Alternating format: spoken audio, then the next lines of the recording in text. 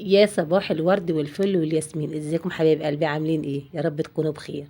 بصوا بقى يا حبايبي، احنا النهارده اخر جمعه قبل رمضان. اخر جمعه قبل رمضان. عاملين غدا النهارده بقى، غدا جاي اخويا جاي يتغدى عندي. قلت نعمل غدا كده ايه حلو عشان امي واخويا جايين عندي. ومفيش احلى من الام واستقبال الام، حبيبه قلبي امي، ربنا يطول عمرها يا رب وما تحرمش منها ابدا. وكل سنه وانتم طيبين بمناسبه قدوم شهر رمضان، فاضل عليه ايام. وخلاص كده الفطار خلص وهندخل بقى في الصيام وكده. تعالوا بقى نشوف عملنا ايه النهارده يا حبايبي. انا جبت فراخ وتبلتها وعملتها ايه تتبيله جميله كده زي ما بتبلها. غسلتها بالليمون والدقيق الاول ونقعتها. وبعد كده تبلتها. عملت طماطم وبصل وفلفل والبهارات بتاعتي بقى وبهارات الفراخ والحاجات دي كلها عشان اشويها. عملت فيها ايه؟ تبلتها من بالليل، تبلت الفراخ من بالليل علشان تشرب من التتبيله كده وتبقى ايه عسل عسل زي ما انتوا عارفين كده. قلت ايه ارصها في الصينيه بعد ما تبلتها بالليل، قلت ارصها في الصينيه واعملها ايه في الفرن كده. ادخلها الفرن، اولع من تحت ومن فوق وادخلها الفرن عشان تطلع ايه قمر كده. كل سنه وانتم طيبين يا رب العالمين، وعود عليكم الايام بخير ويمن وسلامه يا حبايبي يا حلوين. دي اخر جمعه فين؟ اخر جمعه في الافطار قبل رمضان. عملت غدا بقى للحاجه واخويا، ربنا يعزه يا رب ويسعد ايامه يا رب العالمين. شوفوا الفراخ بقى، تتبيلتها سكر سكر كده. يعني ريحتها كده بعد ما طلعتها الصبح، بسم الله ما شاء الله الله اكبر. حاجه كده ايه، اخر حلاوه. تمام. تمام يا صافي. هدخلها بقى الفرن واسيبها ونيجي نكمل فيديو مع بعضينا. بالشكل الجميل ده قطعتها وخليتها قطع كده، قطعتها اربع تربع يعني الفرخه. اربع تربع. تمام. زي ما شفتوا كده. قلت ايه ادخلها الفرن بقى وتعالوا شوفوا عملت ايه. جبت بقى كميه بتنجان، بس ما كترتش البتنجان يا جماعه. البتنجان جبت ايه 2 كيلو ونص بتنجان ونص كيلو فلفل، وقورتهم كده التقوره اللي انتوا شايفينها ديت عشان اعمل تشكيله غدا بقى لست الحبايب الغاليه. جايبه لي الموسم كده وجايه تقعد معايا شويه، قلت استقبلها استقبال حلو كده. يا رب يا رب يا امي خليكي ليا وما تحرمش منك ابدا يا رب العالمين، وما تحرمش من دخلتك عليا يا رب انت واخواتي كلهم. ويرزقهم بالرزق الحلال يا رب العالمين. وكل اخ حلو كده مع اخته وبيجي يزورها، ربنا يكرمه ويسعده ويوسع رزقه يا رب العالمين. عملت بقى قورت المحشي كده زي ما انتم شايفين، وهخليه على جنب على ما ايه نجهز الحاجه التانية كده ونجهز الحاجه بتاعته.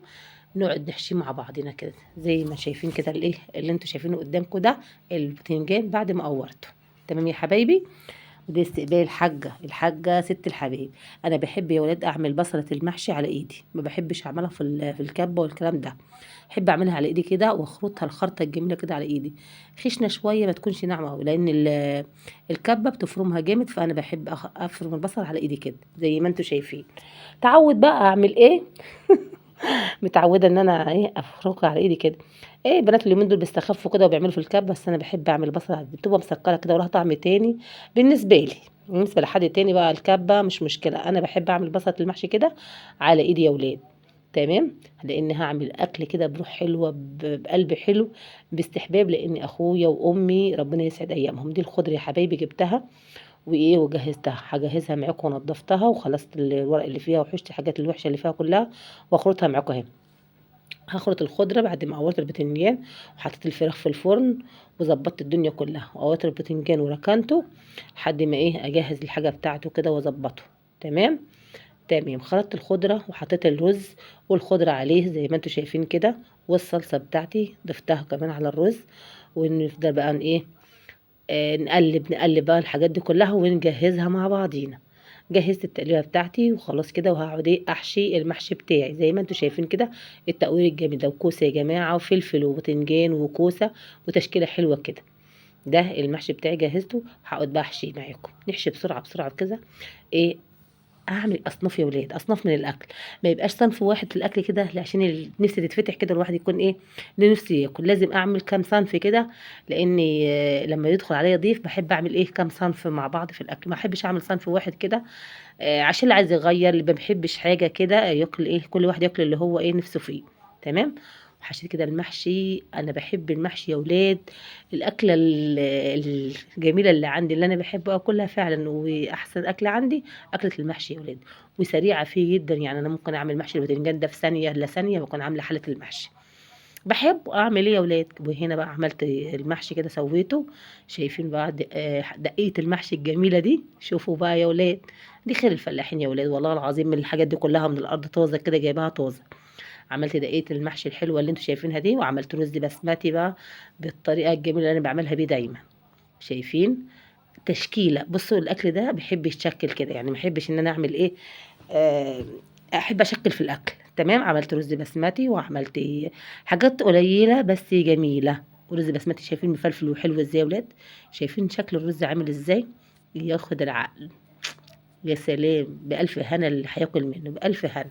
وبكده يا ولاد عملت المحشي بتاعي ونزّلته في صينية أهو، وعشان يبرد شوية وارجع أرصه في أطباق، باحب أرصه كده رصة جميلة كده، عشان هي يا جماعة العين بتاكل قبل البُق.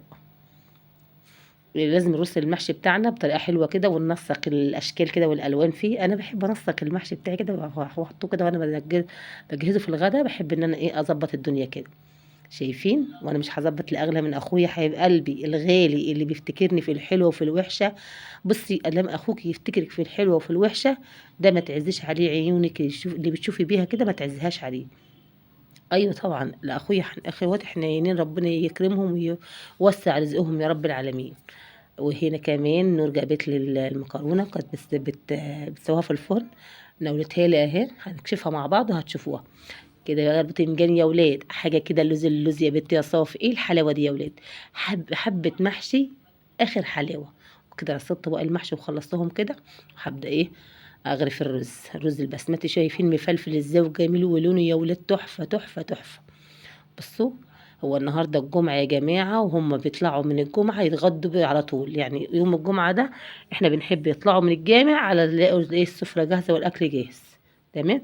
جهزت سفرتي كده وعملت الرز البسمتي كده وجهزت وخلاص كده كل حاجة جهزت، وبغرف كده وهبدأ ايه أعمل كام صنف كده وكام طبق كده رز بسمتي وكام طبق محشي. والأستاذة نور جابت لي بقى الحاجات التانية اللي ما استوتش، اللي ما كانتش استوت لسه جابتها لي، شايفين صينيتين مكرونة عجب عجب، يا نهار أبيض على الحلاوة يا ولاد. والفراخ أهي طلعت من الفرن يا ولاد، شايفين شكلها وشايفين منظرها وجمالها، حاجة كده إيه سكر سكر. يا جماعة اعملي حاجة بنفسك بتطلع معاكي أقسم بالله طعمتها ما حصلت ولا اتوصفت قبل كده.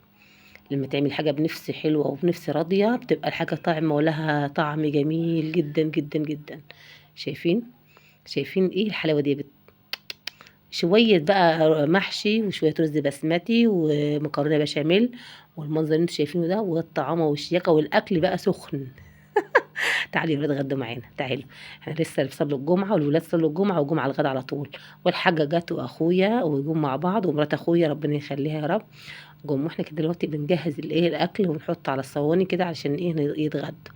تمام يا حبايبي، شايفين منظر المكرونة بقى وهي سخنة، يا نهار أبيض يا نهار أبيض يا نهار أبيض يا ولاد، قمر قمر طعمها جنين طعمها تحفة.